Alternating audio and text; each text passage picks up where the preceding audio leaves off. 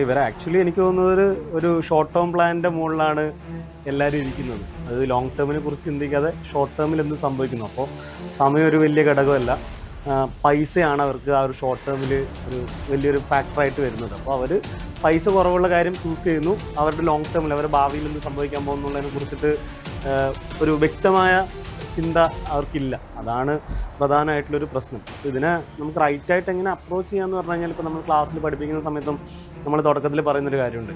നിങ്ങൾ എന്നാണോ പഠിക്കാൻ തുടങ്ങുന്നത് അന്ന് തൊട്ട് എക്സാം എഴുതി തുടങ്ങാം. നമ്മളെ വേയോ അതാണ്. പൊതുവിൽ ഈ ഒരു 1500 രൂപയുടെ കോഴ്സ് എടുത്തു കഴിഞ്ഞാൽ അവിടെ ഇല്ല എന്നല്ല പറയുന്നത്. പൊതുവിൽ ആൾക്കാർ ചെയ്യുന്ന കാര്യം എന്ന് പറഞ്ഞാൽ, നമ്മൾ എങ്ങനെയാണ് സ്കൂളിലും കോളേജിലൊക്കെ പഠിച്ചുകൊണ്ടിരുന്നത് ആ രീതി തന്നെയായിരിക്കും ഫോളോ ചെയ്യുന്നുണ്ടാവുക. അതായത് നമ്മളൊരു സെമസ്റ്റർ മുഴുവൻ പഠിക്കുന്നു, അല്ലെങ്കിൽ ഒരു ഇയർ മുഴുവൻ പഠിക്കുന്നു, അവസാനം ഒരു പരീക്ഷയ്ക്ക് പോകുന്നു, പാസ്സാകുമോ അല്ല അങ്ങനെ പോകുന്നു. പക്ഷെ ഒരു കോമ്പറ്റീറ്റീവ് എക്സാമിന് സമയമെടുത്തോളം നമ്മൾ തൊട്ടടുത്തിരിക്കുന്ന ആളെക്കാളും ഒരു മാർക്ക് അധികം വാങ്ങിക്കുക എന്നുള്ളതാണ് ഒരു ഇമ്പോർട്ടൻ്റ് ആയിട്ടുള്ള കാര്യം.